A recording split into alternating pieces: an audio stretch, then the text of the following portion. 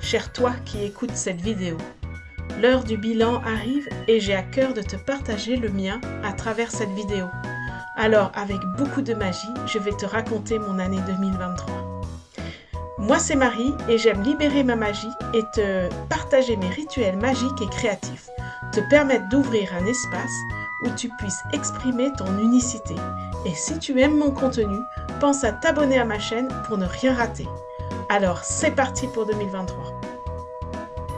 Mais avant tout, je dédie ce récit à Élodie Crépel qui a ouvert mon horizon et à Hibou Grand-Duc qui reste à mes côtés malgré les tempêtes. Et j'honore la sororité avec toutes les petites fées qui m'ont aidé à remettre de la magie dans ma vie. Comme le poème L'Albatros de Baudelaire. Souvent, pour s'amuser, les hommes d'équipage prennent des albatros, vastes oiseaux des mers. 3 petits points. L'albatros se trouve gauche et honteux sur le pont du navire. Ce maître des airs se retrouve exilé sur le sol, impossible de reprendre les airs, et ses vastes ailes l'empêchent de marcher. Les marins se rient de lui.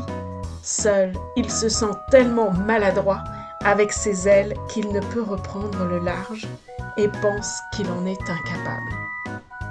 La baleine, impuissante, s'attriste de cette situation.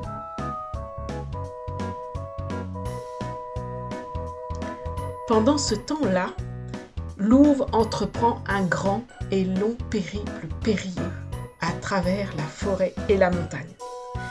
Elle attend des bébés et ne peut rejoindre sa meute qui a déjà une nouvelle chef. Elle marche pendant des jours, des mois et des mois. Elle affronte tous les dangers avec courage et agilité. La petite fée est toujours à ses côtés. Puis, le temps est venu d'accueillir ses bébés. Elle les protège et ensemble, ils reprennent la route. Il est important de trouver un territoire complètement sécure pour elle, ses bébés, et fonder une communauté. Après un longs jours de marche, la voilà arrivée. Oui, là, ici même, elle peut s'installer. Désormais, ce territoire est le sien.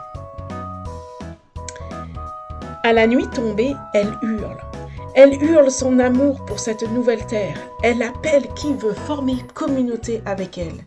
Elle hurle si fort que la baleine écoute au loin l'appel de la louve. Alors Baleine décide de raconter tout à Louve et la petite fée. L'albatros abattu par le chagrin de ne plus pouvoir prendre son envol.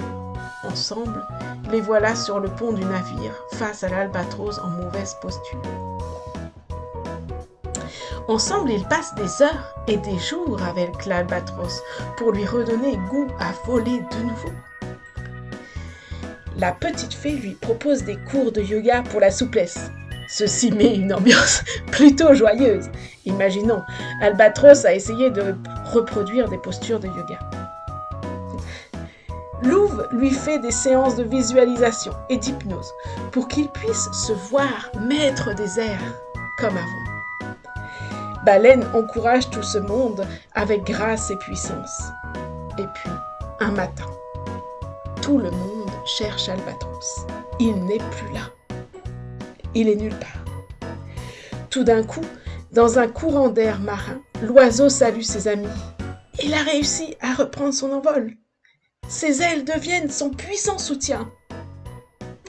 Tout le monde le regarde, admire l'oiseau majestueux, saute de joie, danse de joie. L'albatros est de nouveau le maître des airs. Et Louve a une jolie communauté où chacun peut expérimenter sa sororité.